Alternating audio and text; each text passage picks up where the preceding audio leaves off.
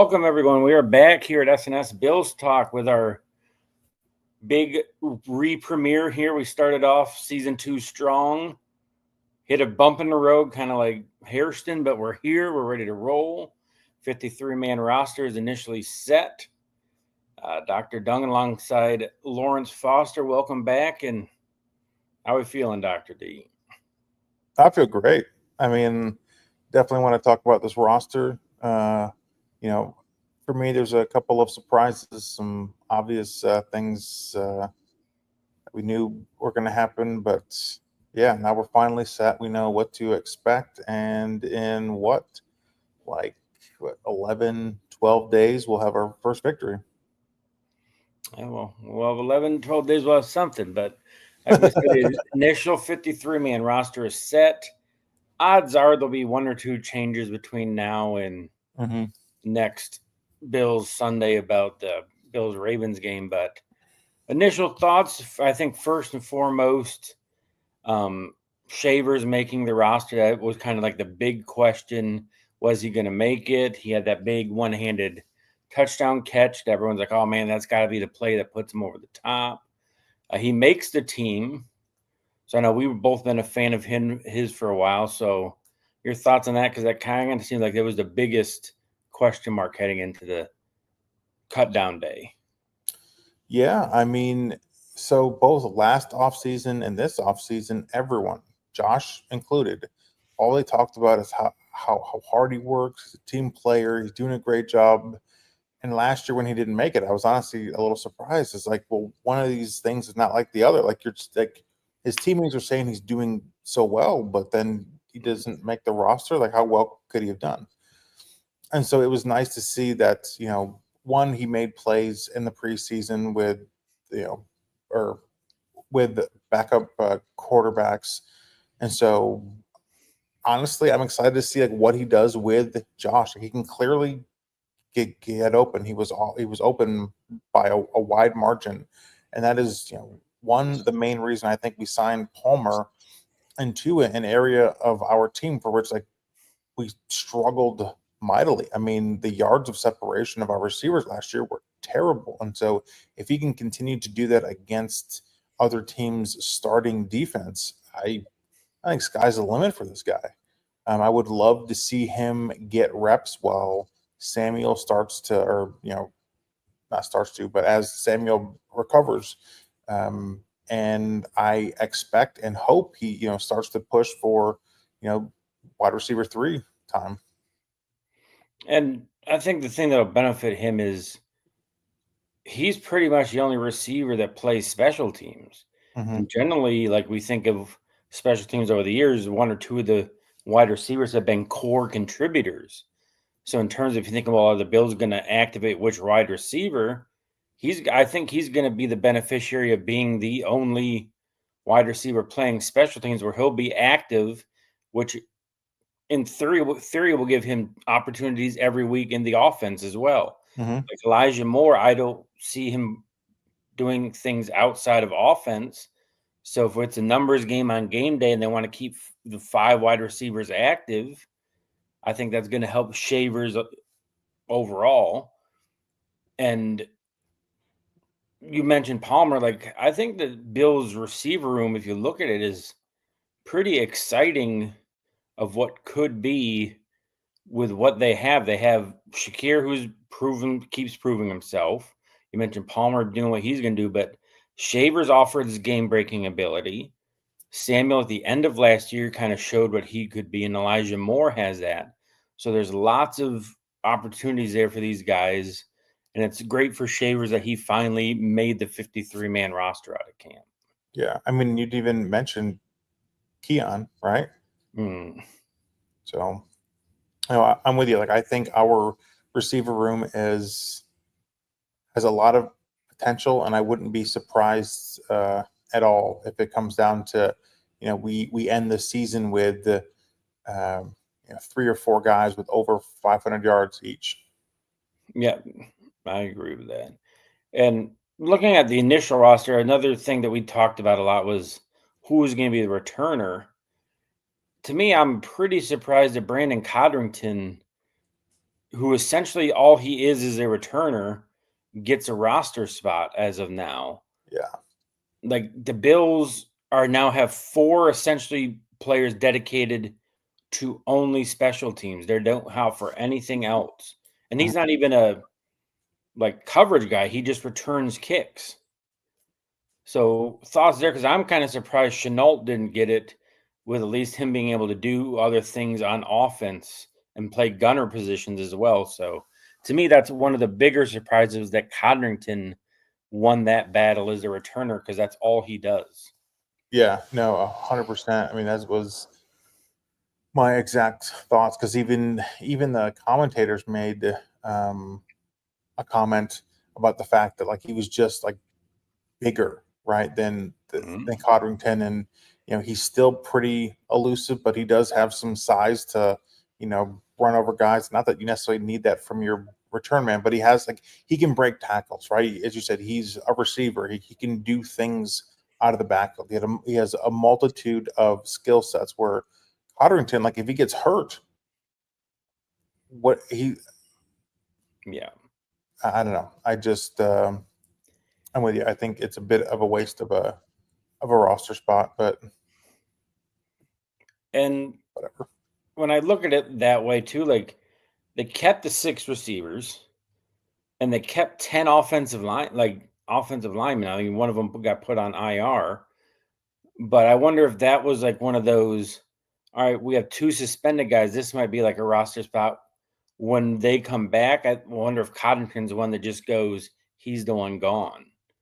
If he's the we always thought about the positional flexibility of like we got a little bit we can wiggle here.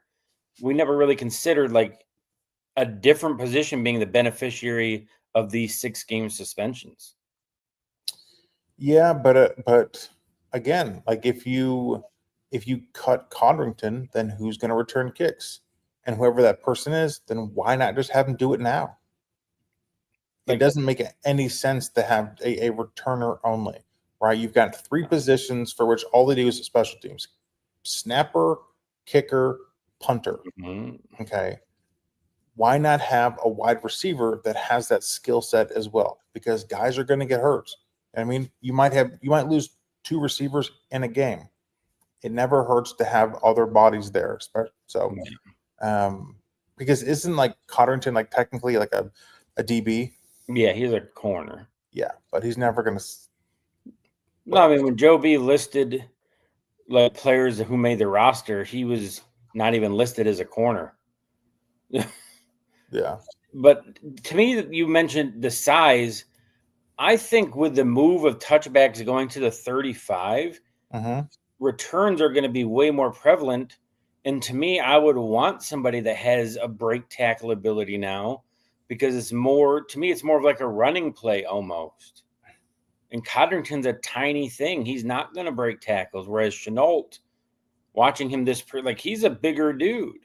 So Mm-hmm. to me, that was what I was thinking would give him the advantage was this rule change of like teams aren't going to do touchbacks anymore. They're going to be returning kicks almost all the time unless you have awful special teams. Right. So you watch the preseason, like it's essentially a running play. They got to find a hole, pick it, maybe break a tackle, then they're in the clear. So to me, I would have thought would be a leg up Chenault. So again, just surprising to me. But area concern, looking at the roster as it stands, to me is the secondary overall. Maxwell Hairston starting on injured reserve, designated to return. So minimum, he's out the first 4 weeks. He can't practice the first 4 weeks. Mm-hmm. He's already missed the last three-ish weeks. There's only 4 corners, like boundary corners listed. Like the Bills might be at the point of Ingram starting week 1 against the Ravens. So secondary thoughts with how it sits right now. Oh, dude! Like honestly, it zaps some of my excitement for the first game. This feels very very much like it's going to be it's going to have to be a 42-35 type game. Like the offense is going to have to put up a considerable number of points because it's already going to be a hard enough task stopping the run game. But if, I mean, granted, Benford's there, so he'll take away somebody. Taryn is there. Um, Milano is a great cover linebacker. But I just worry, right? Like, is it going to be Jamarcus Ingram covering, and albeit older, but still covering DeAndre Hopkins? Is that what this is going to be? If Isaiah Likely is healthy, or I mean, Andrews is still a good tight end. Like, no, I just am. I guess I'm worried about it. I'm not as worried as if we say we were playing Kansas City, or I don't know. The Bills are playing the Bengals week 1. That would be even worse. Oh yeah, no, we would be absolutely torched. But still, it just is one of those things for like when Trey and Harrison were healthy, like our defense I thought was not bulletproof, but man, we had dudes in every single level, and I didn't see any massive holes. But now that we had 2 injuries to the same flipping position, and that's how it always happens, right? Where it's like, or better yet, that's how things start to unravel when it's one position that keeps getting hurt. We haven't talked about or even considered, but how much is like receiver being injured in training camp? Like, yeah, sure, Josh and Shakir and have a good rapport, but Shakir missed most of training camp. Homer was banged up. Samuel banged up. Like a lot of these dudes were. Coleman's the only one who didn't get hurt in the preseason. And so, I really am. And then even moving beyond that, like at safety, oh my gosh. Like I feel like we're not done yet. Like there's got to be a free agent or something that we, pick up in the secondary. I don't know if you saw anything. There was a cryptic tweet from Levi Wallace today on Instagram that he was in Buffalo. So if that makes it feel any better, that Levi Wallace, I thought he retired. I didn't even realize he was still playing. That he was in Buffalo. A lot of fans like, oh my God, don't say it's true. I mean, I liked him enough, but like, do we really want a 30-year-old corner who? To me, it's okay. I think back last championship game where Elam is just getting torched after Benford got hurt. Yeah. And we were wondering, like, why aren't they putting Ingram in? So, like, we had a high opinion of him because early in the year, he was making plays when he was in there for injuries. So he's now made the roster, but one of only 4 boundary cornerbacks. So the optimistic side of me is hoping, all right, maybe this is another one of those forced into action, but he ends up being better than his position says, kind of like Benford, right? When what is he doing playing over Elam early in his career and then winds up being like that? So optimistic, but realistically, like you said, like 3 weeks ago, we were pretty high on, man, we got Trey, we got Maxwell, and like you said, but then 2 quick injuries later, and it's like, man, we're staring down the barrel.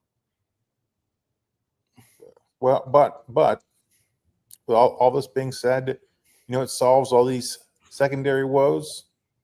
A pass rush. It helps a lot. As long as we can do that, push the pocket and contain Lamar, which, easier said than done. But a pass rush solves a lot of these secondary woes. Yeah, that's probably what the Bills are hoping, but at the same time, to me, like week 3 when they play Miami, that's going to be a good test because theirs is a quick strike thing where pass rush may not be as much of a factor. So can we hold up against that? Because the Bills have generally played well against that team. So if like Trey can hold up, and then might feel a little bit better about that. And I think a few years ago, like when the Chiefs defense struggled, they had a lot of young guys. So my hope, like maybe by the time Maxwell comes back, as long as we want them clicking by the end of the year, essentially. Sure. So hopefully McDermott lets Maxwell, when he comes back, actually play and not hold it against him that he got hurt, and essentially makes this a redshirt year, which would be awful. Yeah, no, it's just very reminiscent to what happened with Bishop last year. Hmm. Yeah. Actually, let me ask you. I haven't read anything, but did they say like how long Trey was going to be out? They haven't said anything. The Bean is going to have a press conference tomorrow, which I imagine he'll get asked about it. Mm-hmm. Everyone's saying that he made the roster without being on IR, must being it's not terrible. But what if it's like a 2-week injury and he's not even active for the first game? Well, he hasn't practiced. I mean, since he got hurt, it'll be a collective of 2.5 weeks. Yeah. So So a lot of people are thinking with Dane, he's going to be back on the practice squad because he's a vested veteran, so he doesn't have to clear waivers. So they're like everyone's saying, don't be thinking you're clear Dane Jackson just yet, everybody. hmm, So imagine him starting opposite Benford week 1 with a practice squad call up. shut up.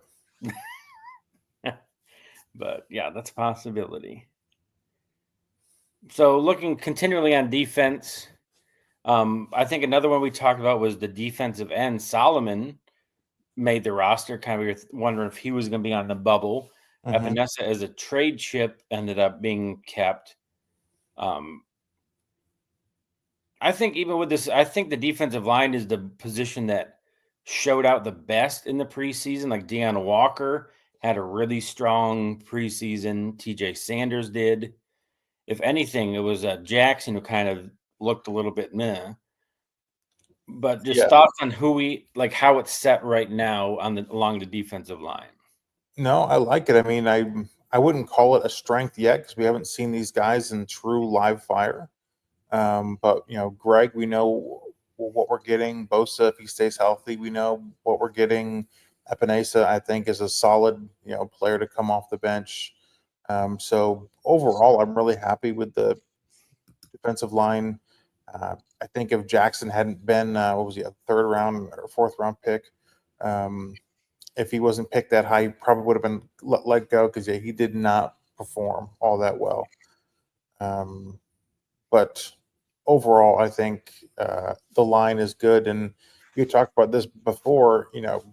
I think guys like uh, Daquan Jones, Carter, um, you know, and frankly, likely one of the defensive ends, either Solomon or Jackson. I think they know that they've got about 6 weeks, 6 weeks to show that they deserve to be there. Because in 6 weeks, right, we have Hoyt and Ogunjobi coming back, and they have 6 weeks to prove that they deserve to be there over those two guys who got suspended. So if nothing else, I think we're going to get the best out of all of those guys, because we don't have 10 defensive linemen, we have 12, and something has to give. We're not going to go this season with all 12 guys. We'll likely have 10 because McDermott likes to rotate. So who actually is going to be there come week 7? I think that's going to be a more interesting. And to me, like I think Ogunjobi's spot isn't safe. Where I think he could be like Wilson or whatever. We're not even going to make you active after your suspension. If the D tackles continue to play like they have and continue to grow. Sure. To me, it's the ends that have to worry about. Like Hope was signed with envisions like him being like a roamer along the defensive line, Mm-hmm. and he's played everywhere for the Rams in the past. So that would be one where like, hey, he comes back. Oh, Jackson has an injury. He's on injured reserve now. So I don't think they get rid of one of them. I think it'd be like, all right, he has a hangnail. We're going to put him on injured reserve and keep their rights for the rest of the year. But yeah, it'll be definitely interesting. There wasn't very many shocks though to me when you look at the overall roster. Shaver's making it like Andreessen no longer was a shock like last year. The only other one I might say is Shaq Thompson I was going to say actually that making too. the roster. Yeah. No, I mean, and admittedly, I'm biased because of Hard Knocks, but last week when they featured Jimmy Ciarlo, or however you say his last name, he seemed to do really well on special teams. I mean, obviously, that's really about all he was going to play, but they didn't really say much about Shaq Thompson. He is a bit long in the tooth, so I don't know. He's a former Carolina guy, so I'm sure he has a soft spot in McDermott's heart. And he was a great player for a long time. So as long as he has a little bit left in the tank, it doesn't hurt to have him on the roster. But yeah, I mean, just looking at everyone that we have, I'm like, nothing's overly surprised. I mean, other than frankly, I was surprised that we kept so many receivers. Elijah Moore, I thought that he was a real a candidate to not make the roster, but he obviously did. And I imagine guys like Frank Gore Jr. Will find their way on the practice squad. Zach Davidson, him as well. So yeah, no, you're right. No big surprises. I would think, like, based on how Frank Gore played, there's gotta be a running back needy team. It's like, why don't we just take a shot at this kid? Mm-hmm. He's young, he's cheap. Aside from the fumble he had in the second preseason game, he played really well in every single game. So he's like, that's what I don't get about the guy. Like, when players perform, like teams that are like at the bottom of why don't they just take a chance? Like, we might find a diamond in the rough here and get a couple years out of them. I mean, could we say the 49ers? Right? I mean, like to me, that makes the absolute most sense. You have a kid that played pretty well. You're a running back needy team, and oh yeah, his dad was your best running back, ever. Or a team like Dallas, like, who's running the ball for them? Deuce Vaughn, He got cut. Shut up. All his rookie cards for me, like, all right, you're trash now. But yeah, he was all over cards back in the day for his rookie year. But I just, especially with as like cost conscious as people are in the NFL, the players like that just perform like Charlo. Like, I would have loved to see him on the roster over Thompson. Mm-hmm. Somebody like who he's going to be a sound guy. And I think Thompson made it because if the Bills needed a spot start, I think they're going to go with Thompson over like Buffalo Joe. Like, Really? I think Joe's there for special teams. I think Thompson is simply there for, hey, if Milana goes down again, we're putting in this veteran guy. Yeah. To me, like, that seems like a very McDermott thing to do. Yeah. Because I mean, in all reality, right? Like I'm looking at his numbers right now. Like the last two seasons, he's of 34 total games, he's been injured, and he's only played 6. Well, last year he got hurt like really early, didn't he? I don't know exactly when. I just know last year he played in 4 games, and the year before that he played in 2. And so maybe that's McDermott's thought, is like, okay, he's 31, but he doesn't have as much wear and tear in his body because he's been injured. So maybe you're going to get a dude who has something to prove, but maybe he has a little bit more in the tank than what people realize. I want an under the radar thing. Bass just started kicking last game, and he had a limit. They didn't want to try anything over 48, and he missed a chip shot. And the other ones, he was kind of like hugging right inside the post. So I know, like, with kickers, like in injuries where he had them, that's kind of a big deal. Mm-hmm. So any concern there that they're riding with that when 2 weeks before the season, he had a limit of under 50 of what he could even attempt. Yeah. I mean, again, it's one of those things where we're hoping that we're not going to need him, but Ray Davis can only do so much. But in all seriousness, yeah, I mean, if this game comes down to, Bass making a field goal to win it or tie it, I'm just going to assume that we're either going to lose or go to overtime. I mean, and part of me is influenced by last season, for which he struggled for a while. But yeah, injuring your groin or your pelvis for a kicker is like the absolute worst injury you could have. And so, but again, he's got 2 more weeks to get himself healthy, or two-ish more weeks to get healthy. So hopefully, that's as much time as he needs. And it's not like he's a first-year guy. He's been kicking for 5, 6, 7 years in the NFL. So, yeah, we're just going to hope and pray that his pelvis holds up. Someone like Dustin Hopkins got cut. Like if the Bills would consider bringing in a veteran to have on the practice squad, just in case. Well, I think that's it. If he struggles week 1, that just in case is going to become a reality. Whether it's Hopkins or Davis, the kicker that we had throughout most of training camp. Yeah, no, I think Bass gets a game, and if he's still injured or he's shanking kicks, they're not going to let the kicker be the reason why we start losing games, especially with as many important games as we have early on.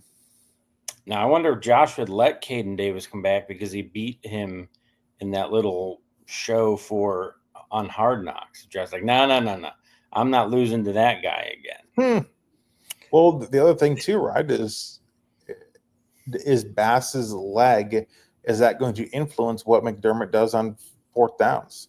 Right, like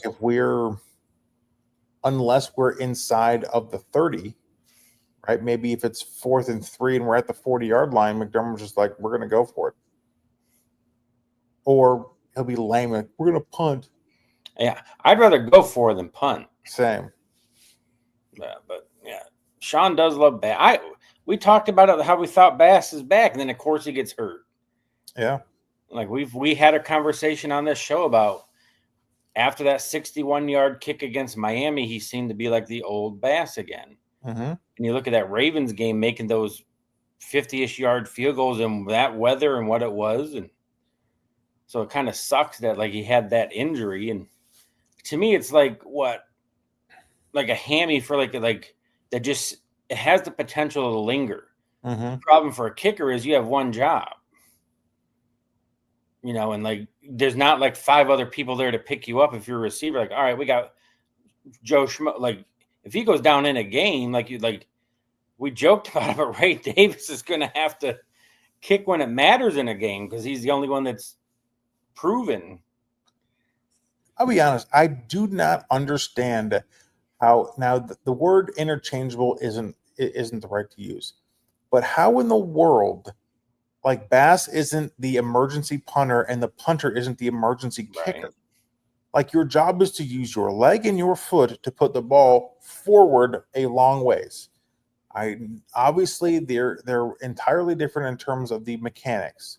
However, you're still kicking a ball. To me, that's always blown my mind. And how was Ray Davis even an option? How was the punter not second up? Especially when you what are they doing during practice? Exactly. Go hang out. Hey, you teach me how to do this. I'll teach you how to do this. Cool.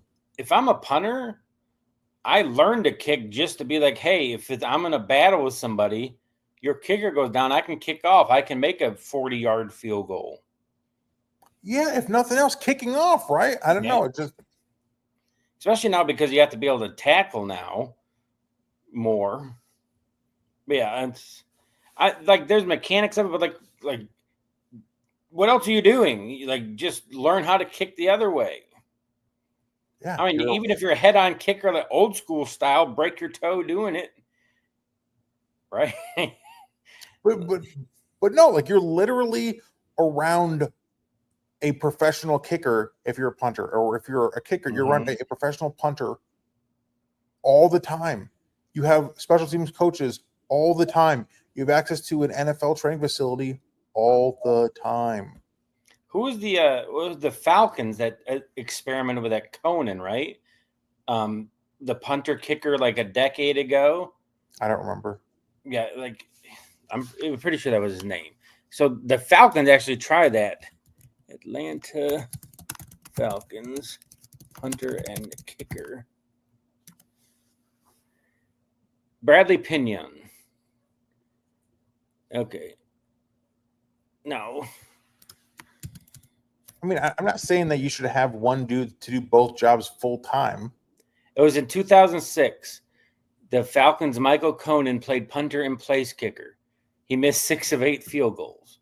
Huh. But that's like the one team I remember actually like doing, like you said, like, all right, find somebody who can do both. That saves your roster spot. Then the dude, because if he would have been good, just like new fads are created by somebody being successful. Mm-hmm. That dude ruined it 19 years ago when he missed 75% of his kicks to start the season. Well, that's just it. If I was a kid in high school and I wanted to, get a college scholarship or make an NFL roster, that is all I would do is kick and punt. Because again, imagine if you were successful. Like you would be so sought after because for what you just said, you save a roster spot. I never understood, this is going off topic, how high level college teams can have crappy kickers. Like, how do you not have a good kicker? I just think there's probably not enough high school kids, right? Because who wants to be the kicker? When I covered high school football in Roswell, New Mexico, they had a kid who was like a really good soccer goalkeeper, but he was a kicker. And he's like, so I interviewed him, like, why? He's like, because I can get a scholarship for this. So like, there's kids that are smart enough to be like, hey, I play soccer, but I'm going to get a free college ride because he could boot the ball. Like all he didn't practice. He essentially showed up for games to kick field goals for them. Mm-hmm. He was a soccer practice, but he's like, I can get paid. I can get a scholarship for this. So I'm just surprised, like you said, like more kids who are like decent soccer players aren't smart enough to be like, all right, if I can kick a football the right way, I'll get a scholarship. Plus, how much NIL money might I be able to get as opposed to soccer? What was the kid's name? Remember? Oh gosh, no, that was 15 years ago. Of course you know. Like he was a real good soccer goalie. Like they won the state championship that year. I remember him he was kicking like 45, 50-yard field goals. So for high school, that's pretty solid. You make him? No, like he was probably like 65, 70% from 50, which isn't that bad. Trash. But the Bills roster set. Let's do a quick, like, where do they make a move, if any, before they play the Ravens? Safety. Trade, free agency, what's your prediction on what they do? I mean, I don't know. I just think that safety is it's such a liability. There was a guy that I thought of the other. So let me change the question. Yeah. Do you think they use week one as okay, do we get annihilated here and then we make a change? Do you think they're going to, so I'll modify it, after week one, do they do anything by that point?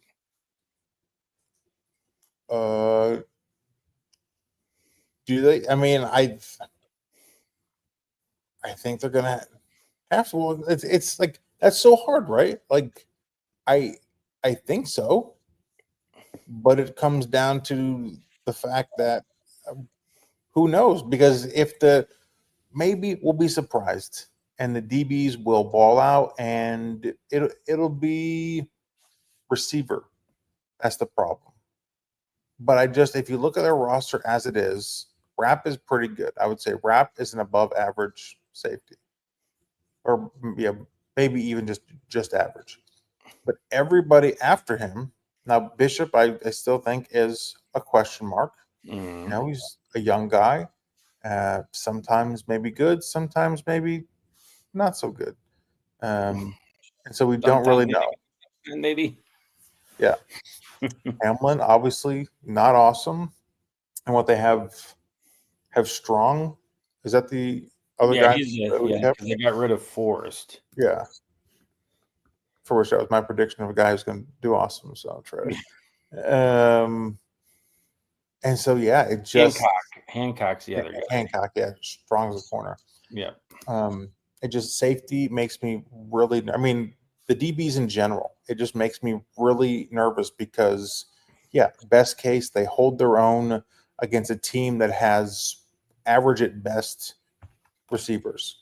But as you said, in a couple of weeks from there, playing Miami, who has two very good and one pretty good receiver, and then soon after, playing the Bengals, and I don't want it to be like, okay, we get torched by Cincinnati, and then it's like, all right, now we should go and do something, or Yeah. what? We'll wait to see what Harrison does. Like, I want to make a move sooner than later because And I know he didn't play well last year, but I would have liked to see them bring back Razul.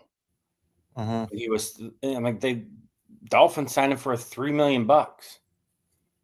To me, that's worth having at least somebody he knows the system, has played well in the system, and just I was kind of disappointed when that happened. That especially with Harrison hurt and then Trey getting hurt last week, like they didn't jump on anything cornerback wise. Yeah.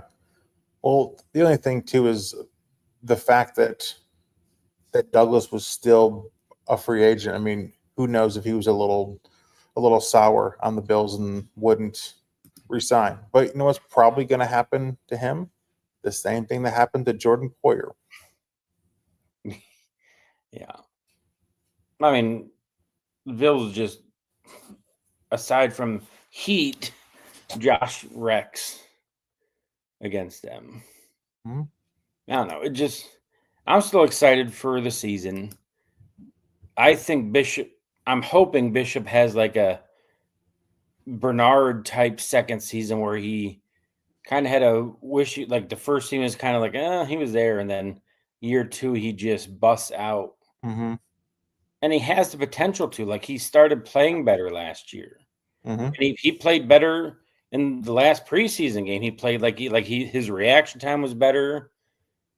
So like I'm hoping just like that first game back where he was back from injury was just like the rust getting worked off. Yeah. I just hate that he keeps getting hurt. Yeah. And it's always like he was fine in the regular season. Maybe he just hates training camp. Something. But it's the same thing with Bernard. Like, I'm tired of Bernard missing games. Granted, it's against preseason and whatever else, but yeah. And Rapp too, but the way Rapp plays, he's going to keep getting hurt. Mm-hmm. I mean, he's the reason players on the Bills team got, because he doesn't know any other way than to just go 1,000% at the rep. It's the same thing with Poyer, right? Mm-hmm. Yeah, I mean, we love Poyer, and he played through injuries, but Rapp has missed games already in his few years with us. So his brain's a little spongy. Yeah, and just you can't tell him to change. So odds are he's going to miss a couple games again this year. And then Hamlin's in. Ugh. Like that play. Oh, I think it was the second preseason game where it's like his feet were stuck in quicksand. Oh, where he tried to make the tackle on the touchdown. Oh my gosh, it was awful. Like that to me, that was a cut-worthy play. Like that's what we would do. We would just watch the guy come at us and then not move until he was gone and then dive.